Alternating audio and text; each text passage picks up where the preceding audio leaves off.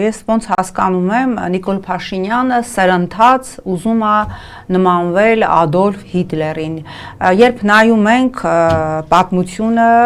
նացիստական Գերմանիայի, այնքան զուգահեռներ կան, նույն Հիտլերը իր պաշտոնավարման առաջի տարիներին կատաղի պայքար սկսեց հոգևորականության դեմ, բազմաթիվ հոգևորականներ հալածվեցին եւ Հիտլերը ուզում էր ստեղծել Ռայխի եկեղեցի, պետությանը ենթարկվող եկեղեցի, ինչը նրան չհաջողվեց, ավելին բարոյականության դատեր էր կազմակերպում Հիտլերը եւ անգամ գնդակահարում էին այն եկեղեցականներին, ովքեր իբր խախտել էին կուսակրոնությունը կամ Հիտլերի սահմանած բարոյականության չափորոշիչներին չէին համապատասխանում։ Հիմա մենք տեսնում ենք, որ նույնը անում է Նիկոլը, այս կուսակրոնության խախտման իբր դեմ պայքարը, իդեպ պայքարը կուսակրոնությունը ամեն օր, ամեն ժամ, ամեն վայրկյան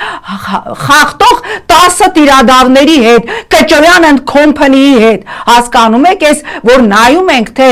նացիզմի հիմնադիրը ինչեր արել այդ Ռայխի եկեղեցի ստեղծելը, հիմա ինքն էլ չէ հայտարարում մենք նոր եկեղեցի պետք է ստեղծենք, բարեվարկություն կետեյեմ կայք է բացել, որտեղ ստորագրահավաք է սկսել վեհափարին հեռացնելու համար։ Դուք հասկանում եք, երբ որ նայում ենք այս բռնապետերի, իհարկե իրան դժվար է համեմատել Ադոլֆ Հիտլերի հետ, բայց որ տեսնում ենք այս քայլերը բոլոր բռնապետերը, անկախ իրանց մեծ բուջուր կամ մուլտիպլիկատիվ կալիբրի, բոլոր այս բռնապետերը նաև այսպես եկեղեցին, այսինքն ժողովրդի հավատի հենքն են սկսում իրենց